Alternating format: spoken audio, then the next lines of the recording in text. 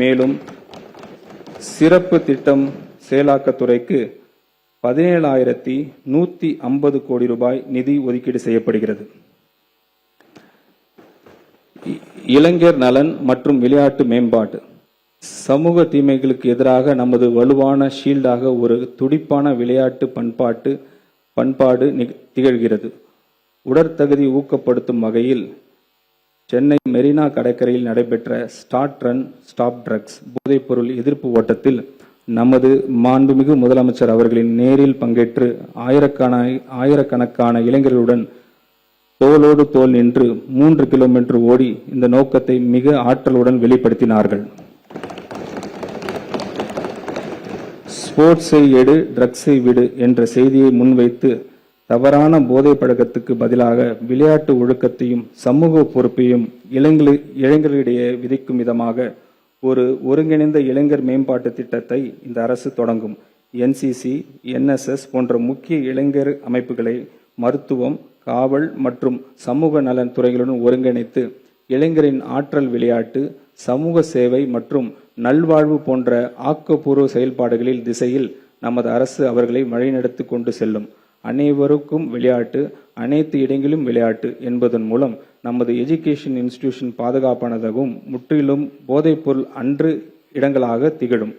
Olympic போட்டிகளில் தங்கம் வெல்வதை நோக்கமாக கொண்டு சர்வதேச அளவில் விளையாட்டுத் துறையில் தமிழ்நாட்டை உச்சத்திற்கு கொண்டு செல்ல நமது அரசு உறுதி பூண்டுள்ளது. சிறந்த திறமையான விளையாட்டு வீரர்களை உருவாக்குவதற்காக 10 ஒலிம்பிக் சிறப்பு மையங்கள் மாநிலம் முழுவதும் அமைக்கப்பட்டு இதற்காக 50 கோடி ரூபாய் நிதி ஒதுக்கீடு செய்யப்படுகிறது. விளையாட்டில் ஆர்வம், திறமையும் கொண்ட 8 முதல் 12 வயதிற்கு உட்பட்ட இளம் பள்ளி மாணவர்களை தேர்ந்தெடுத்து அவர்களுக்கு உலகத்தரம் வாய்ந்த பயிற்சிகள் வழங்க 5 கோடி ரூபாய் ஒதுக்கீடு செய்யப்படுகிறது. மேலும் தேசிய மற்றும் சர்வதேச விளையாட்டுப் போட்டிகளில் சிறந்து விளங்கும் 500 வீரர்களுக்கு நிதி உதவி வழங்க கூடுதலாக 22 கோடி ரூபாய் நிதி ஒதுக்கீடு செய்யப்படுகிறது. தமிழரின் பாரம்பரிய விளையாட்டுகளான உலக அளவிற்கு கொண்டு செல்லும் தமிழ்நாட்டு கிராமிய விளையாட்டு போட்டிகள் நடத்த 42 கோடி ரூபாய், தமிழ்நாடு உடற்கல்வி மற்றும் விளையாட்டு பல்கலைக்கழகத்தின் உட்கட்டமைப்புகளை மேம்படுத்த 2 கோடி ரூபாய் நிதி ஒதுக்கீடு செய்யப்படுகிறது. உலகத்தரம் வாய்ந்த வெற்றியாளர்களை உருவாக்குதல் மற்றும் இளைஞர்களுக்கு இடையே ஆரோக்கியம் மற்றும் உடற்தகுதி காக்கும் பண்பாட்டை வளர்த்துதல் ஆகிய இருமுனை அணுகுமுறையின் மூலம்தான் உண்மையான விளையாட்டு வளர்ச்சியை அடைய முடியும். விளையாட்டு என்பது நமது பள்ளிகளில் இருந்து தொடக்கப்பட வேண்டும். தற்போது அரசு மற்றும் அரசு உதவி பள்ளிகளில் ஒவ்வொரு வகுப்பிற்கும் வாரத்திற்கு 2 PT வகுப்புகள் மட்டுமே உள்ளன.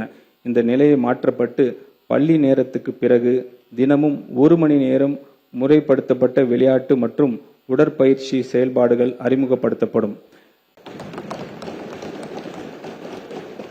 இந்த திட்டத்திற்கு தேவையான ஸ்போர்ட்ஸ் எக்யூப்மெண்ட்ஸ் மற்றும் வசதிகள் அனைத்தும் அரசு மற்றும் அரசு உதவி பெறும் பள்ளிகளுக்கு வழங்கப்படும். இது மாணவர்களின் உடற்தகுதி, சிந்தனை திறன் வளர்ச்சி, கூட்டு செயல்பாடு மற்றும் ஒழுக்கத்தை வலுப்படுத்துவதுடன் மாநில, தேசிய மற்றும் சர்வதேச அளவில் சாதனை படக்கூடிய திறமை கொண்டவர்களை கண்டறிவதற்கு வழிவகுக்கும். மேலும் விளையாட்டு பொதுமக்களுக்கு கொண்டு சேர்க்கும் வகையில் அனைத்து ஊராட்சி ஒன்றியங்கள் மற்றும் நகர்ப்புற உள்ளாட்சி அமைப்புகளின் நெய்பர்ஹுட் ஸ்போர்ட்ஸ் ஃபெசிலிட்டிஸ், சிறிய உடற்பயிற்சி கூடங்கள் மற்றும் ஸ்போர்ட்ஸ் காம்ப்ளெக்ஸ் உருவாக்கப்படும்.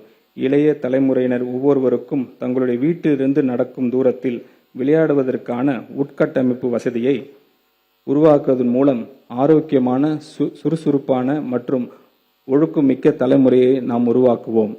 இந்த திருத்த வரவு செலவு திட்ட மதிப்பீடுகளில் இளைஞர் நலன் மற்றும் விளையாட்டு மேம்பாட்டுத் துறைக்கு 1051 கோடி ரூபாய் ஒதுக்கீடு செய்யப்படுகிறது. சமூக நீதி. சொல் அல்ல முக்கியம், செயலே முக்கியம் என்று முழங்கியவர் நமது மாண்புமிகு தமிழ்நாடு முதலமைச்சர் அவர்கள். அதனை சமூக நீதித்துறையின் செயல்பாட்டில் காட்டி வருகிறார். புகழ்பெற்ற சர்வதேச பல்கலைக்கழகங்களில் உயர்கல்வி பயிலும் மாணவர்கள் பயனடையும் வகையில் செயல்படுத்தப்படும் அண்ணல் அம்பேத்கர் அயல்நாட்டு கல்வி உதவித்தொகை திட்டத்தின் மூலம் ஒரு மாணவருக்கு அதிகபட்சமாக 36 லட்சம் ரூபாய் வரை உதவித்தொகை வழங்கப்படுகிறது. நடப்பாண்டில் இத்திட்டத்தின் கீழ் 362 மாணவர்கள் பயன்பெறும் வகையில் முன் எப்போதும் இல்லாத அளவில் 131 கோடி ரூபாய் மதிப்பீட்டில் இத்திட்டம் செயல்படுத்தப்படுகிறது.